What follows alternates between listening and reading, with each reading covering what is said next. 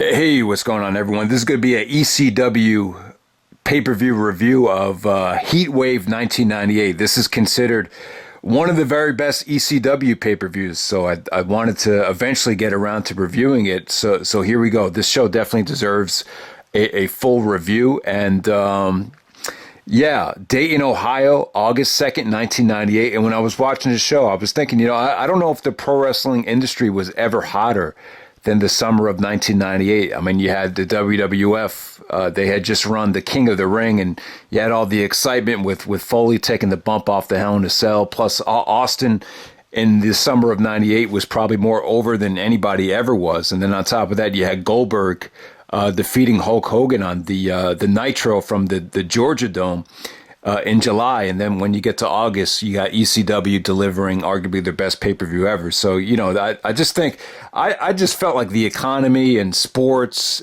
music sales, wrestling, just seemed like everything was clicking at that time in 1998. And so with ECW's Heat Wave, a very, very short show. I mean, there was only 6 matches, and the show kind of flew by.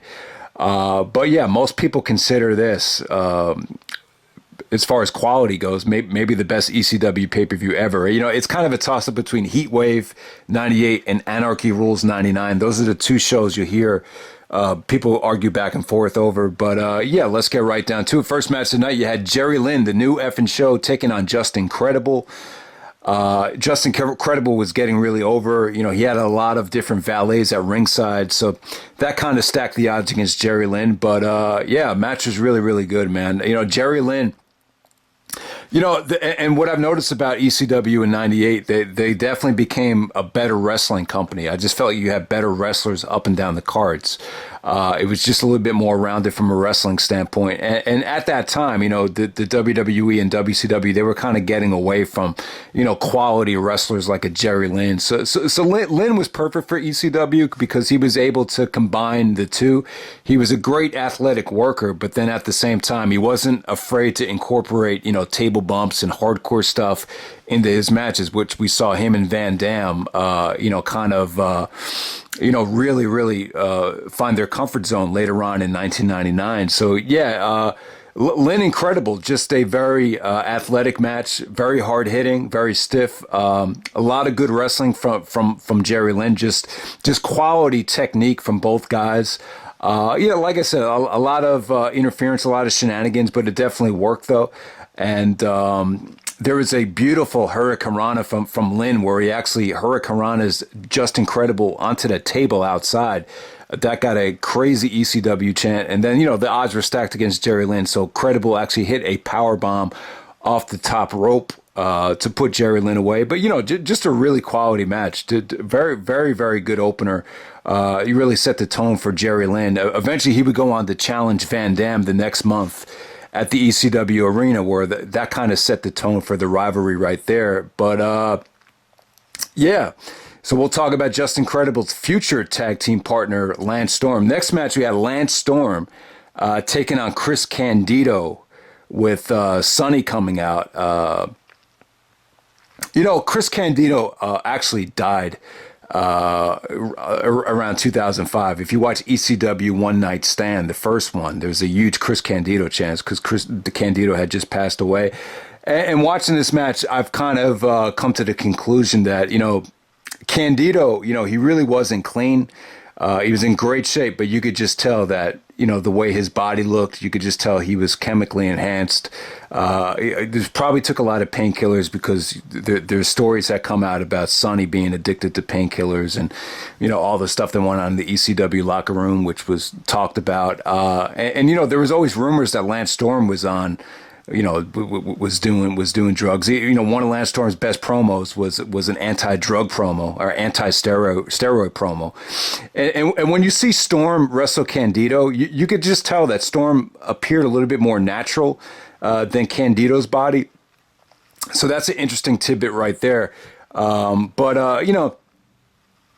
Candido had got, he was in the WWF as part of the Body Donnas with Sonny. That's how Sonny kind of got a foot in the door and became a big name.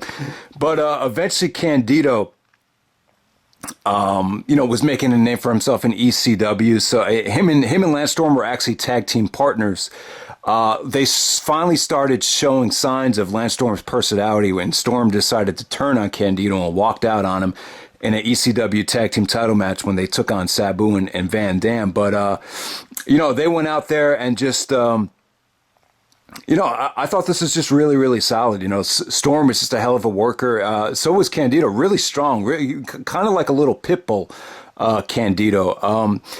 Sonny kind of got involved. She was trying to, the basic heel stuff where she's trying to, take out Storm's leg while he's trying to run the ropes.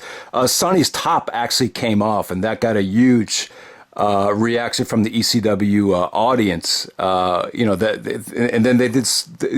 Candido was actually schoolboying the referee to distract Storm, and that enabled Candido to hit a power bomb off the top rope to put Storm away. I thought the match could have gotten a little bit more time. It felt a little bit rushed, but I thought Storm and Candido really, really an underrated match. Definitely good stuff. Probably the worst match of the night, but it was still, the overall goal was to get Storm not looking or not feeling so vanilla, and I thought it accomplished that. The very next match, you have Masato Tanaka versus Mike Awesome. These guys, built a huge legacy in ECW. I mean, if you watch ECW One Night Stand, these guys stole the show. Their best match, to me, was that November to Remember 99. I mean, this is just a small taste of what they could do, but this kind of set the tone, but it wasn't as over the top and as spectacular and crazy as their November to Remember 99 match. If you want to see these guys at their best, watch that November to Remember 99. But, their matches, they just, they really flow together. This is one of the best combinations ever in pro wrestling. It really is. Probably besides Van Dam and Jerry Lynn, this is kind of the magical combination that ECW produced. I mean, it was just, these are the type of matches that will never happen today with what we know about concussions and head injuries. Mainstream wrestling will never allow these guys to do what they did. But Awesome, really big dude, great high flyer for his size. Joey Styles even said on commentary that most guys Mike Awesome's size, like a Hulk Hogan, Kevin Nash, won't even leave their feet. So he kind of took a shot at some of the WCW has-beens there. But Tanaka was just incredible. He would just no-sell chair shots. He actually ran the ramp and delivered a steel chair shot to Mike Awesome. So you just had a whole bunch of crazy stuff. But like I said, it kind of set the tone for what the matches would become. Later on, they would have even crazier matches than this. Probably the most crazy spot in the match was when Tanaka gave Awesome a razor's edge onto the table, and Awesome fell on his neck. So, yeah, I mean, just crazy, crazy stuff. But the November to Remember 99 match, that's probably the most over the top that these guys ever got in the ring. Next match, controversial match, probably the match of the night for me, is Rob Van Dam and Sabu defending the tag team championships against, oh my God. Van Dam couldn't even remember the names in the promo, so if I botched the names, it's not a big deal. It was Hakushi was in the WWF. You remember he wrestled Bret Hart at the In Your House. So Hakushi went by the name of Jinsei Shinzaki, and the other guy's name was Hayabusa.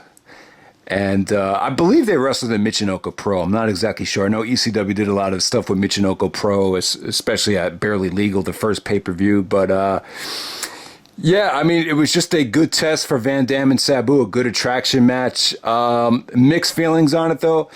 Positives and negatives. Positives, there was just some moments of greatness. There was just a lot of great high flying. If you love great high flying, great hardcore action, you'll love this. The one thing that I didn't like about the match, though, was the camera work. There was a lot of close-ups.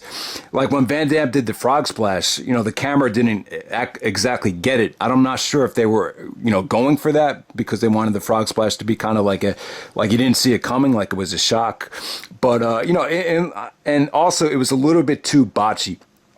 I mean, a lot of the table, there was broken tables. There was a lot of miscommunication problems, especially if you see the raw footage of the match. And then on top of that, you got Bill Alfonso trying to pass Sabu the chair and then Sabu not catching it.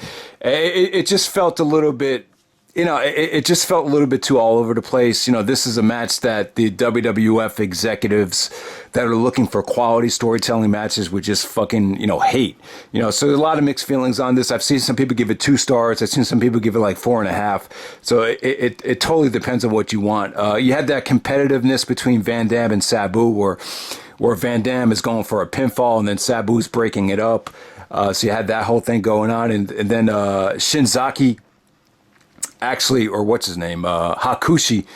I call him Hakushi. Van Dam was making fun of him, like sneezing, going like, Hakushi. Hakushi got really upset at Van Dam showboating, and then he did a springboard drop kick because he was so upset at It seemed like they were really like mad at each other at certain points of the match. But, you had just a lot of high flying here. You just had crazy table bumps. Van Dam with the Van Terminator, the Van Daminator with Bill Alfonso's assistants. And, yeah, man, so...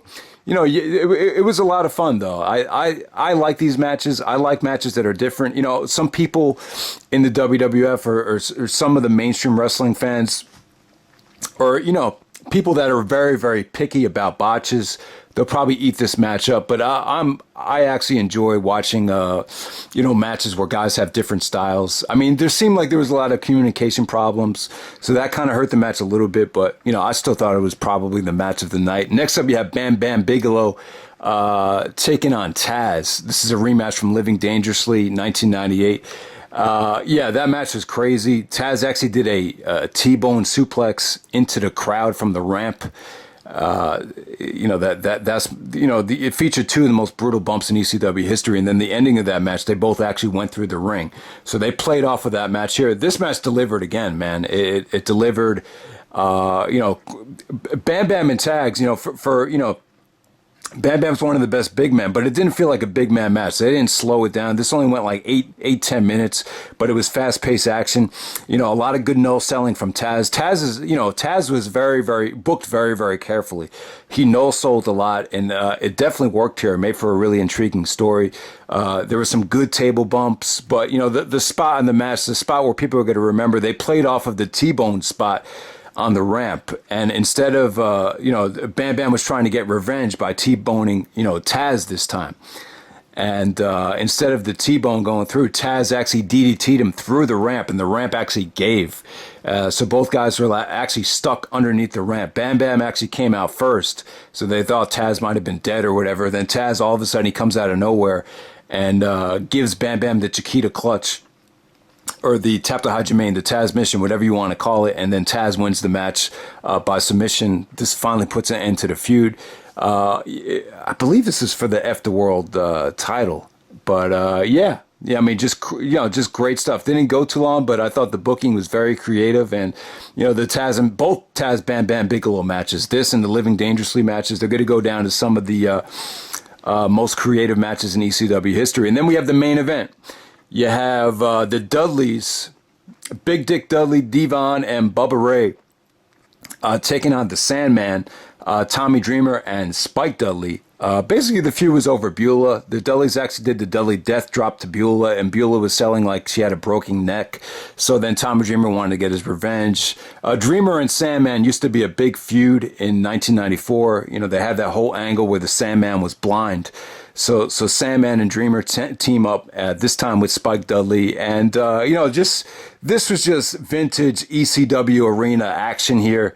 Now the interesting thing about this is kind of like the same matchup from the ECW One Night Stand main event. I think it was Dudleys versus Dreamer and Sandman.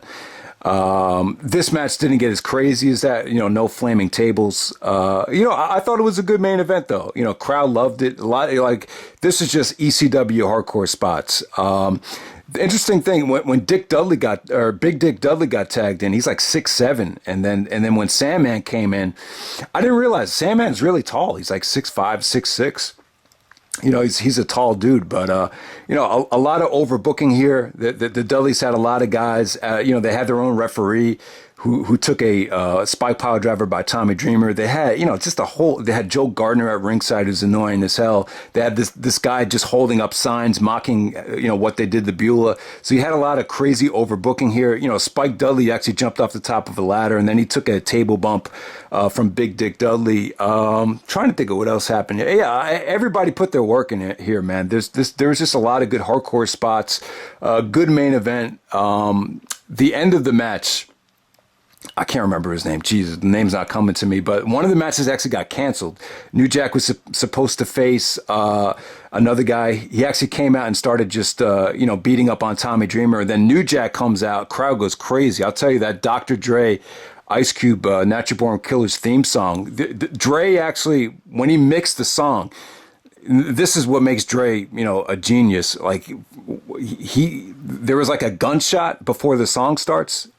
And whatever he did to mix it, it just worked.